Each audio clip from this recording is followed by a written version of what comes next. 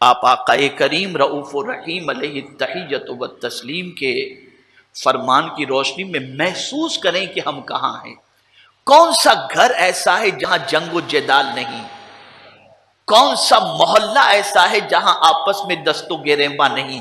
نماز پڑھ کر، روزے رکھ کر، حج کر کے، زکوٰۃ دے کر بھی ہم پکے اور سچے مسلمان بنتے ہوئے دکھائی نہیں دیتے، اس لیے کہ ہم نے یہ سمجھا ہے نماز پڑھ کے کچھ بھی کرو اللہ معاف کر دے گا، روزے رکھ کے کچھ بھی کرو اللہ معاف فرما دے گا، داڑھی رکھ کے کچھ بھی کرو اللہ معاف فرما دے گا۔ نہیں، اب آپ حدیث کی روشنی میں سمجھیں گے تو آپ کو سمجھ میں آئے گا کہ جو چار آدمی بیٹھ کر کسی کی آبرو کی نیلامی کرتے ہیں اور آبرو سے کھیلتے ہیں اور کسی کی عزت کے خلاف محنت و مشقت کرتے ہیں، عزت اتارنے کی کوشش کرتے ہیں، ذرا سرکار کے ارشاد کو سنو اور اس کے بعد سمجھنے کی کوشش کرو۔ میرے پیارے آقا صلی اللہ تعالی علیہ وسلم کے پیارے دیوانوں، آقا کریم رؤوف الرحیم علیہ التحیۃ والتسلیم نے ایک مسلمان کے ساتھ دوسرے مسلمان کا بیہیویئر اور رویہ کیسا ہونا چاہیے اور اس رویے کے عوض میں پروردگار اسے کیا عطا فرماتا ہے، اسے سماعت فرمائے۔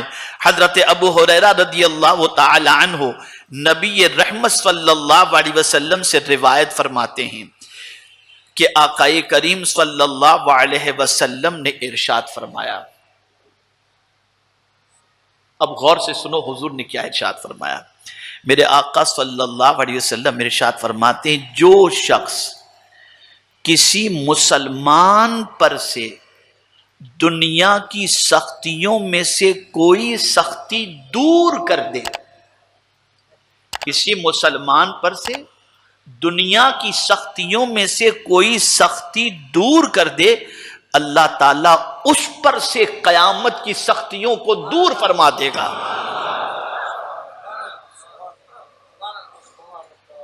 آپ نے اگر کسی مسلمان کی دنیا کی سختی دور فرما دی، تکلیف میں دیکھا آپ نے اس کی تکلیف دور کر دی، آپ یہ مت سمجھیے گا کہ اس کا صلہ کچھ بھی نہیں ہے، سارا صلہ نماز کا ہے، نہیں، اس کا اتنا بڑا صلہ ہے۔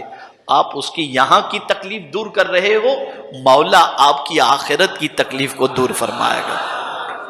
اندازہ لگائیں آقا کریم صلی اللہ علیہ وسلم کے اس ارشاد کو۔ اب آگے کی حدیث سنیں، آگے کا ارشاد سنیں، اللہ اکبر۔ آقا کریم صلی اللہ علیہ وسلم فرماتے ہیں، اور جو بندہ مسلمان کی پردہ پوشی کرے، عیب چھپائے، کسی مسلمان میں کوئی عیب دیکھا اور اس عیب کو اگر کوئی مسلمان چھپائے، میرے آقا فرماتے ہیں اللہ تعالیٰ دنیا اور آخرت میں اس کی پردہ پوشی فرمائے گا، اور اللہ اس وقت تک بندے کی مدد فرماتا رہتا ہے جب تک بندہ اپنے بھائی کی مدد کرتا رہتا ہے۔ ہم یہ سمجھ رہے ہیں کہ ہم کسی مسلمان کو مدد کر رہے ہیں، لیکن حقیقت یہ ہے کہ خود پر اللہ کی مدد کے دروازے کھول رہے ہیں کہ ہم کسی مسلمان کی مدد کرتے ہیں تو ہماری مدد ہمارا مولا فرماتا ہے۔ ہم مدد کسی کی کریں گے 10 روپے کے ذریعے، اور مولا جب مدد کرتا ہے تو اپنی شان کے مطابق مدد فرماتا ہے۔ یہاں اس حدیث کو بھی ذہن میں رکھیں، پردہ پوشی، عیب چھپانا۔ کون سا مسلمان ایسا ہے جو اپنے عیب پر پردہ پڑا رہے یہ نہ چاہتا ہو؟ اور کون سا مسلمان ایسا ہے جس کے دامن پر گناہوں کے دبے اور جس کا دامن گناہوں سے آلودہ نہ ہو؟ کوئی گنہگار مسلمان یہ نہیں چاہتا کہ اس کے عیب سے دنیا واقف ہو جائے۔ اب اس بندے کی ذمہ داری یہ ہے کہ اگر وہ چاہتا ہے کہ اللہ اس کا پردہ رکھ لے اور اس کے عیب کو چھپائے، تو اس کو چاہیے کہ اگر کسی مسلمان کا کوئی عیب نظر آ جائے تو اس عیب کا ڈھنڈورا نہ پیٹے، اس عیب کو چھپائے۔ وہ ادھر اس کے عیب کو چھپائے گا، قدرت اس کے عیب پر پردہ ڈال دے گا۔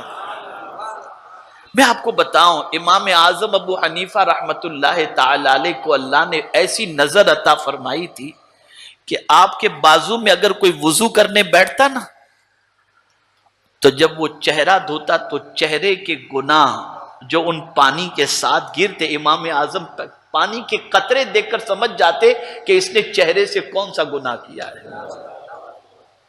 حدیث شریف میں ہے، بندہ کلی کرتا ہے تو اس کے منہ کے گناہ معاف ہوتے ہیں، چہرہ دھوتا ہے چہرے کے گناہ معاف ہوتے ہیں، ہاتھ دھوتا ہے ہاتھ کے گناہ معاف ہوتے ہیں، پیر دھوتا ہے پیر کے گناہ معاف ہوتے ہیں۔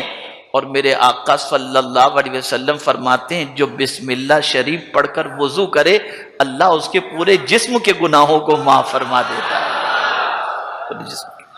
تو امام اعظم نے دیکھا ایک بندہ ہے وہ ہاتھ دھو رہا ہے، محسوس کر لیا کہ کون سے گناہ، اللہ کی بارگاہ میں دعا کی میرے کریم مجھے لوگوں کے عیب دیکھنے سے اندھا فرما دے۔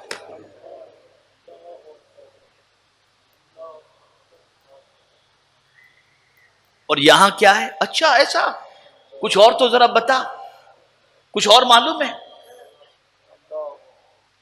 قرآن کہتا ہے وَلَا تَجَسَّسُوا، تم میں مت لگے رہو، مت تلاش کرو کسی کے عیب کو، کسی مومن کے عیب کو، منع کیا ہے قرآن نے۔ اور یہاں کیا سچویشن ہے؟ کیا سچویشن ہے یہاں؟ کبھی یہ اسلام بھی ہم نے سیکھنے کی کوشش کی؟ اگر کسی مسلمان کا عیب دیکھو اسے چھپاؤ، اور وَكَانَ حَقًّا عَلَيْنَا نَصْرُ الْمُؤْمِنِينَ، اس آیت کریمہ کی تفسیر میں مفسرین فرماتے ہیں اللہ نے فرمایا ہے کہ اللہ نے اپنے اوپر لازم کر لیا ہے خود سے مومنوں کی مدد کرنا، یعنی مومن کی مدد کرنا خود نے اللہ سے اپنے اوپر لازم کر لیا۔